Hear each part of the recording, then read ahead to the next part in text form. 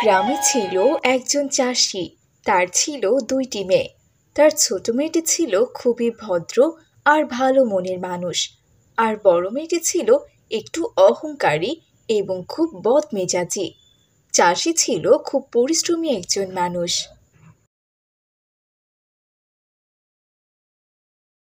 বাবা, তোমার সারাদিন অনেক পরিশ্রম হয়, তাই না বলো বাবা? আমি যদি ছেলে হতাম তাহলে আমি তোমার সমস্ত কাজ করে দিতাম। দূর পাগলি, পরিশ্রম আর কি?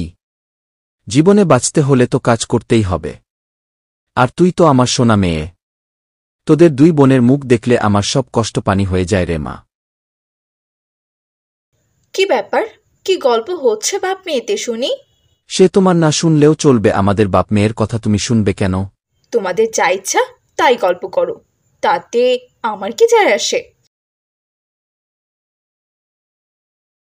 এরপর রহিম চাষ করার জন্য জমিতে চলে যায়।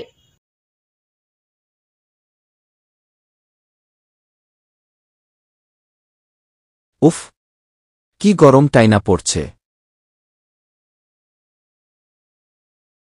একটানা রোদের ভিতর কাজ করতে করতে একদম হাঁপিয়ে গিয়েছি, একটু জিরিয়ে নেই।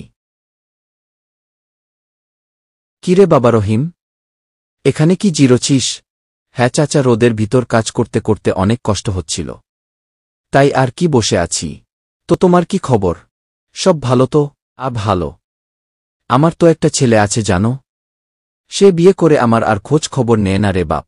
তোর চাচি মারা যাওয়ার পর থেকে আমার খুবই কষ্ট হয়েছে, কেউ আমার একটু দেখাশোনা করে না। তাহলে তো চাচা তোমার অনেক কষ্ট। চাচা, তুমি যদি কিছু না মনে করো তাহলে তুমি আমার বাড়িতে যেতে পারো, আমি তোমার ভালো করে দেখে শুনে রাখব। কি রে, কোথায় গেলি রে তুই রুম্পা? এদিকে একটু আয় তো। হ্যাঁ আপু, বলো, আমাকে তুমি ডাকছো কেন? এই, এখানে যে আমার মুখ ফর্সা করার ক্রিম ছিল সেটা নিয়েছিস কেন তুই? আর তাছাড়া তোর যা বিচ্ছিরি চেহারা, সেটা নিয়েও বা তোর কি লাভ হবে বলতো? দে দে, তাড়াতাড়ি দে বলছি। আপু, তুমি কি আবোল তাবোল বলছো বলো তো? তুমি তো খুব ভালো করেই জানো আমি আমার মুখে কোনো কিছুই লাগাই না। আর হ্যাঁ, আমি যেমন আছি তেমনই আমি ভালো আছি। আমারও তো সুন্দর চেহারার দরকার নেই। আমি তোমার ওই ক্রিম নিইনি আপু।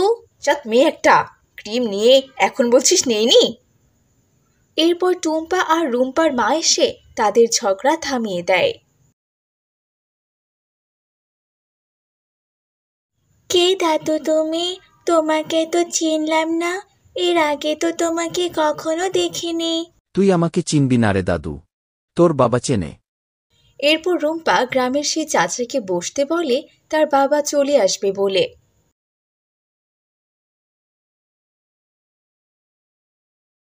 কি চাচা, তুমি এখন এলে? তো ভালো আছো তো? এরপর গ্রামের চাচা রহিম তার দুই মেয়ে আর রহিমের বউয়ের সামনে তার সব দুঃখের কথা খুলে বলে। সব কথা শোনার পরে শেফালি বলে, চাচা, আপনি চিন্তা করবেন না, আজ থেকে আমাদের বাড়িতেই আপনি থাকবেন। আমি খুব আদর যত্নেই রাখবো।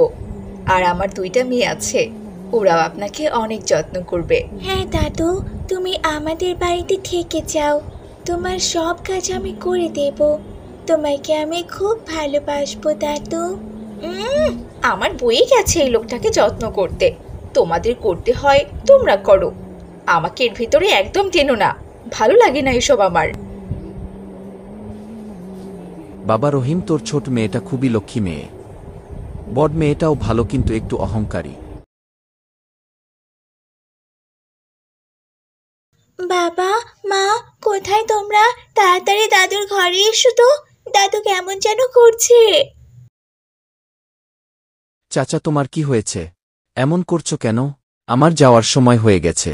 বাবা রহিম, আমার কিছু সম্পত্তি ছিল, সেই সম্পত্তি সব আমি তোর দুই মেয়ের নামে লিখে দিয়েছি। ওই সম্পত্তি বিক্রি করে ওদের তুই ভালো দেখে বিয়ে দিস। এই কথা বলে সেই লোকটা মারা যায়। উফ বাবা, ঝামেলা গেছে, বেশ ভালোই হয়েছে, একটু বাঁচা গেল। আপু, তুমি এভাবে কেন কথা বলছো? দাদু আমাদের দুজনকে কত ভালোবাসতো, ভালোবেসে তার সব সম্পত্তি তোমার আর আমার নামে লিখে দিয়ে গেছে, আর তুমি সব সময় দাদুর সাথে এমন আচরণ করেছো। দেখো আপু, এত অহংকার ভালো না।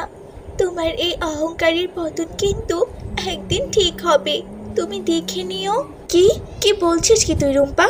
দাদু এত ভালোবাসতো আমাদের যে তার সব সম্পত্তি আমাদের নামে লিখে দিয়ে গেল?